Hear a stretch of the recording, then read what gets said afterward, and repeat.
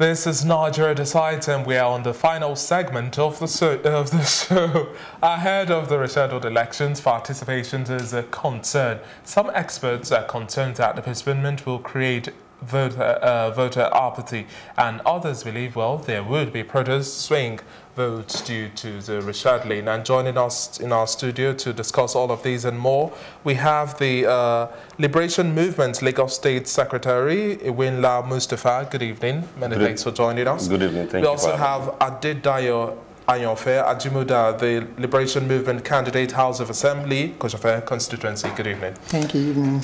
Now, first and foremost, when you heard the news of the postponement, how did that make you feel, and how do you think that would also have rubbed off on other Nigerians as well to cause, possibly, voter apathy?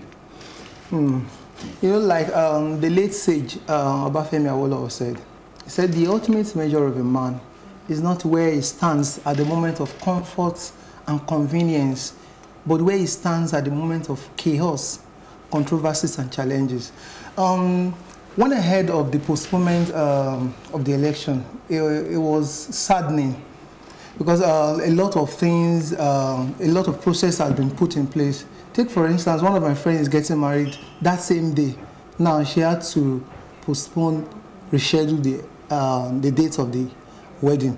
And if you look at it, a lot of resources have been put into the weddings. A lot of people have put a lot of things into place just to achieve that particular day. But the question remains, did this resound some sort of bell in your head that says, well, I have a stronger conviction that I am going to go out there and vote, or it just made you feel, well, there's no point, I've expended a whole lot and I can't just bear the consequence of going back again to But vote? you know, life is about perspective. From the angle that I will be seeing it from is different from the angle of someone else will be seeing it from.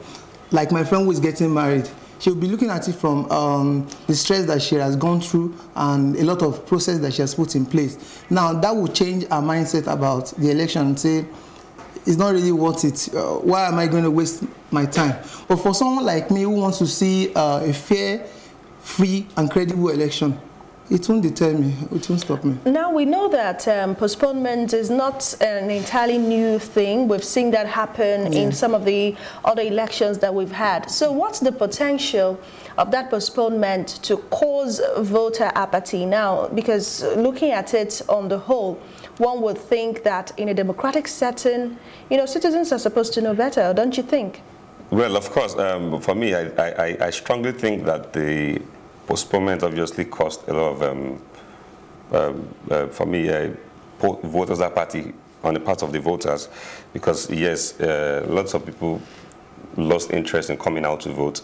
But of course, however, I know that this will not be the first time there's going to be a postponement in our elections. I think the same thing happened in 2015.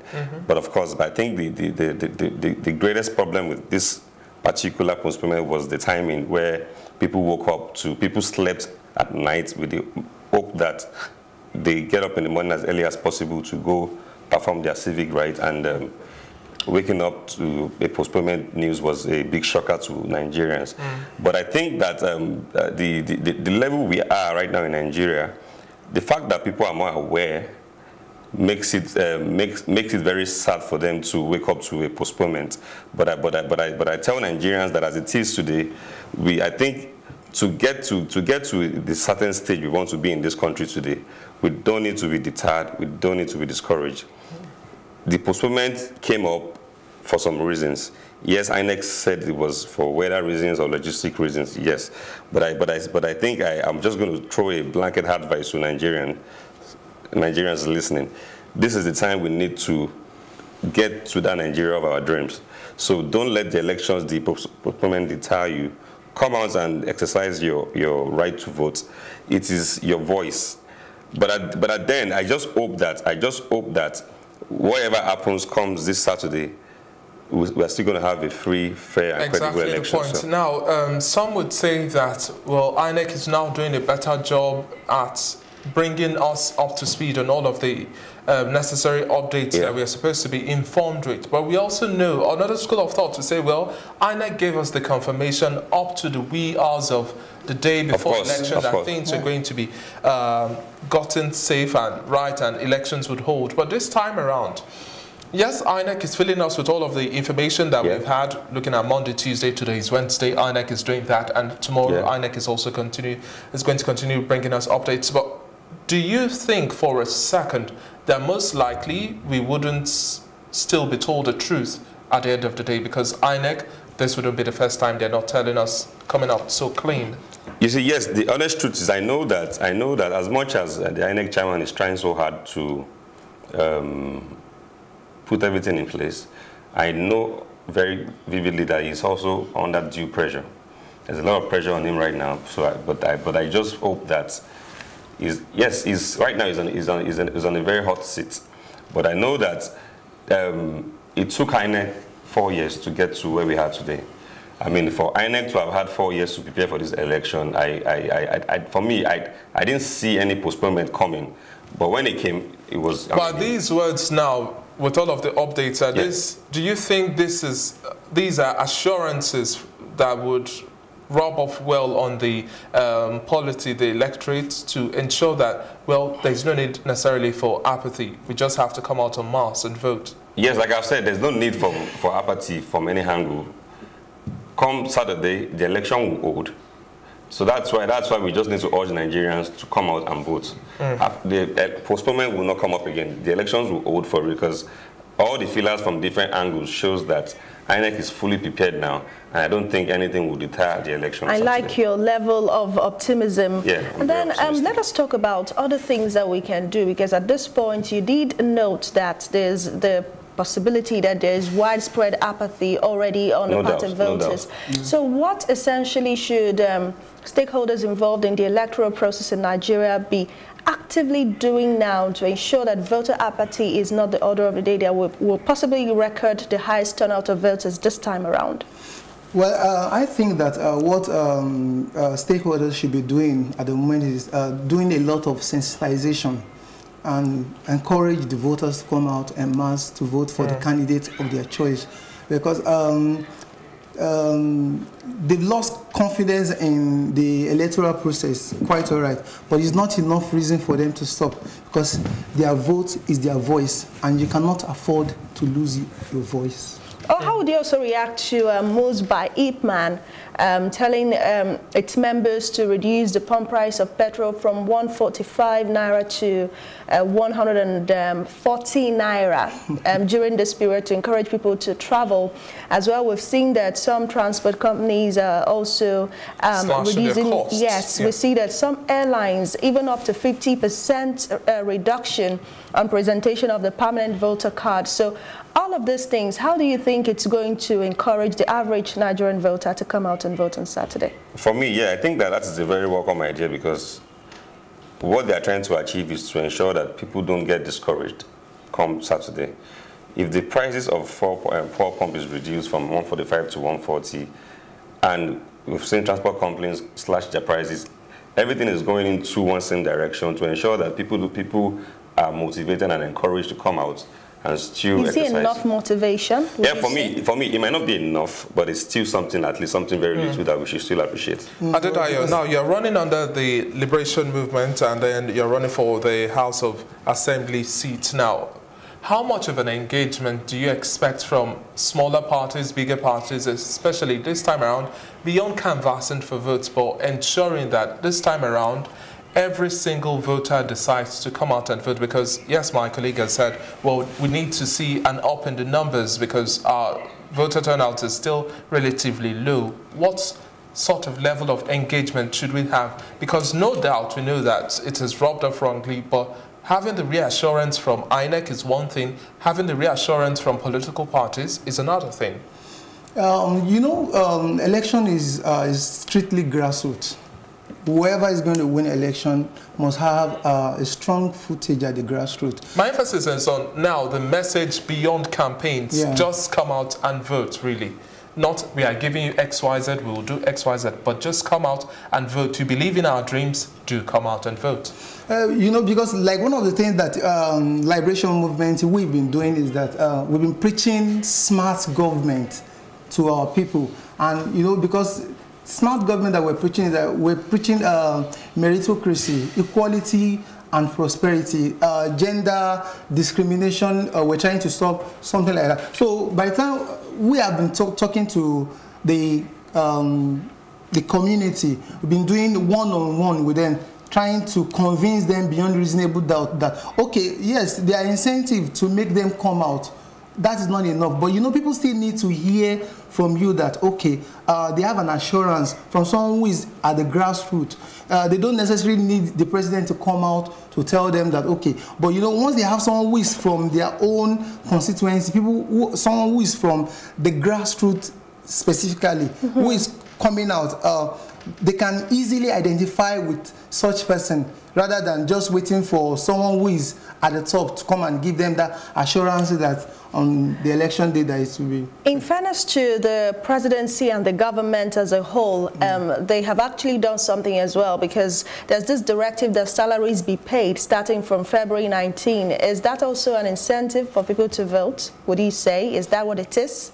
Yeah, I cannot agree less, especially when my brother said something like that earlier. See, a lot of payment of salaries, yes, at this point, this early. A lot of panic is already in the air that there's going to be chaos and there is going to be a lot of issues surrounding the election. So they want to give people a measure of comfort that, okay, even if there is any, nobody prays for such, but even if anything happens, people can easily have something to fall back on.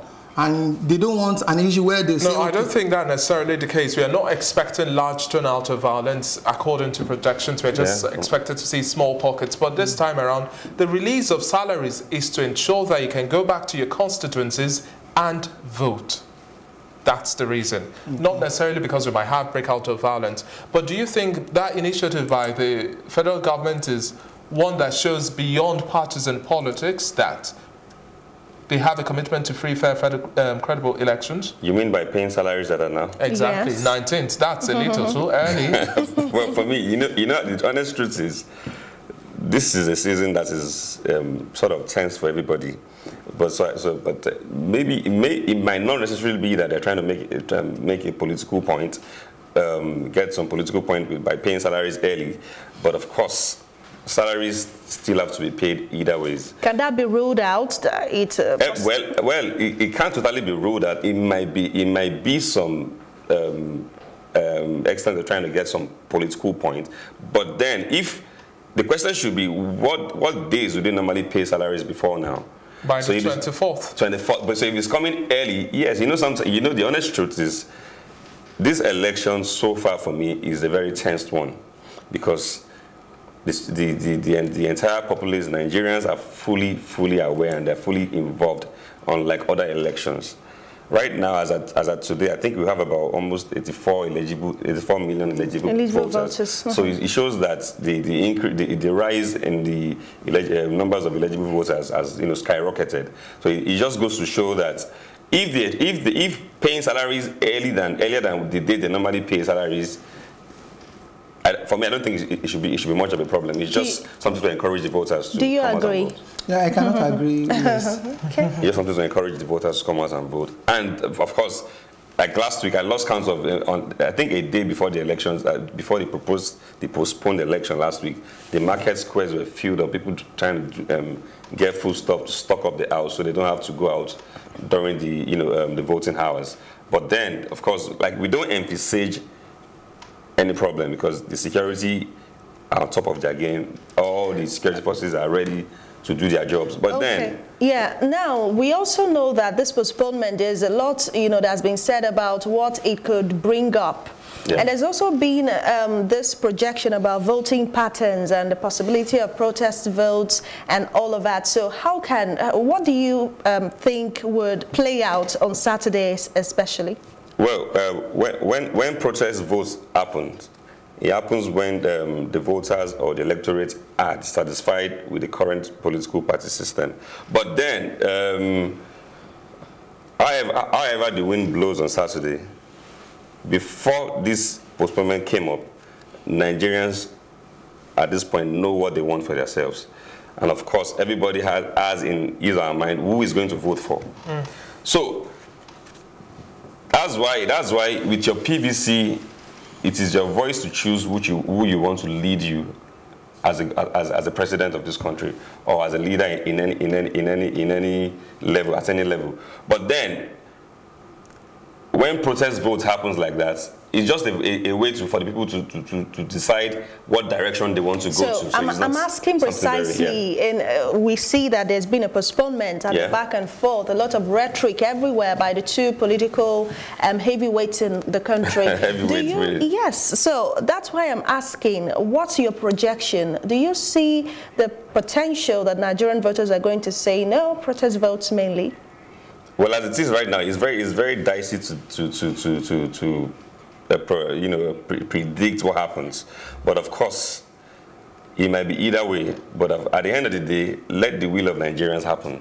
Nigerians want a better life. Nigerians want affordable homes. They want affordable school education. They want better health sector.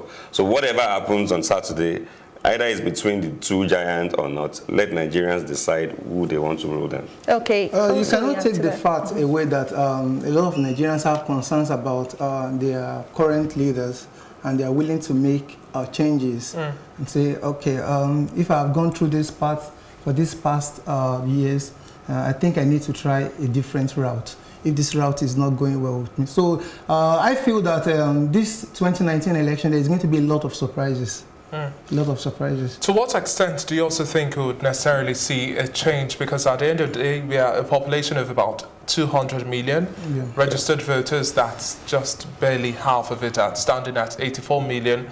And then the turnout, we know, doesn't necessarily match up to that 84 million. So when do you think we would have a sense of awareness as a people that the votes count, your PVC counts, every vote counts, and whatever democracy you have, you deserve, and until you contribute to that conversation, you have no right to complain? Well, that's the whole essence of the orientation and the different campaign rallies that people have been going on in the country, to sensitize people enough, to let them know that it's not enough to just sit back and complain that... Would you be surprised if we say half of the 84 million, that's just about 42 million coming out to vote? I would not be surprised, because the electorate are more enlightened now, unlike previous elections that we've had in the country. They're more enlightened, they know what they want now, and they're looking out for their candidate on the day of election. Your thoughts on that? Are you expecting that we have 84 million registered? Do you think the turnout will match up that number, or we'll still see a very sharp decline, maybe half or a quarter? Well, the honest truth is that I don't think that the turnout will match up to that number.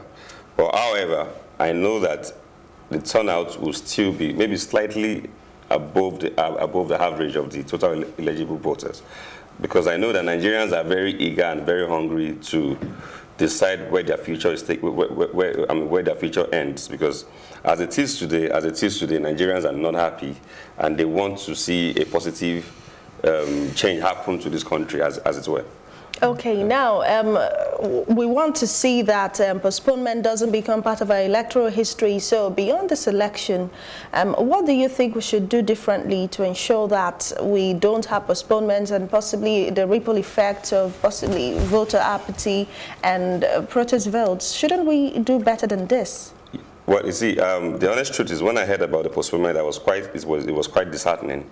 But then, as it is as a country, I think that by now we should have moved past postponement of elections every other time. The same thing happened in 2015, same thing happened in 2011. By now we should, because even all the feelers that INEC gave us before last week was that nothing would change the date, the elections will hold. But it happened. It's all good, but then I do not think that this should continue. Nigeria is a country where by now we should have moved past a lot of things.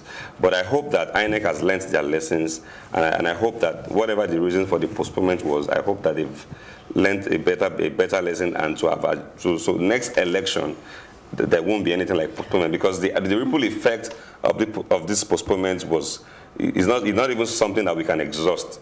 Lots of businesses were shut down. Aside from people who could not get married, lots of businesses were shut down. 2.2 almost we lost a lot of money. You know in the business industry, a lot of things didn't just go well. If we are to move away from postponements that have almost become customary in Nigeria, where do you think should be the starting point? I actually think that, like a national philosopher says, that everything rises and falls on leadership. So our value system is one thing that I think we need to address first. Our value system will determine what we do and how we do it.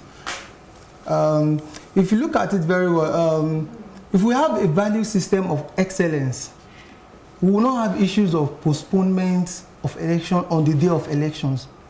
A lot of things would have been put in place to That's the height of it, I think. That's the height. In fact, I think there should have even been a plan B on the side. If you as a man, if you are planning for any project, you have a plan B in case your plan A don't go well. I think INEC should have had a plan B on the side in case it doesn't go like this. We'll follow this plan just for us to save ourselves a lot of embarrassment in the foreign sense. Because for me, that postponement for me was a lot of embarrassment to us. Because on the lighter side, if you look at it, Lagos, there's a lot of traffic issues. And one cannot give traffic as an example for you not meeting up deadlines, especially that you have. You are supposed to have a meeting for 7. And you already know the situation in the country, and in the state especially, that this is a traffic situation. You need to have a plan B. If you are driving and you know that you need to meet up that, you may need to look for other alternatives to getting to where you need to get to at the time of that meeting that you have. So it's not enough for us to start talking about our value system alone, but looking for alternative to. And we should always take cues from our past elections. Whenever we do audits, we have to take all of the recommendations made and better each get time. better. Ideally, move back. Thank you very much, Iwenla Mustafa, the Lagos State Secretary of Liberation Movement. Thank you very much for your contribution. It's been a pleasure. We've also had Adedayo Ayofe Ajimoda, the candidate, House of Assembly, Koshofe constituency, under the platform of Liberation Movement. Thank you very much. Thank you for joining us. Well, and that's all we can take on Nigeria Decides tonight. We hope that you enjoyed the conversation. Remember that Nigeria Decides returns tomorrow for another wrap, and we'll definitely give you updates on what is going on ahead of the elections on Saturday. I am Ife Arono. And I'm David Alabi. Many thanks for watching. Good night.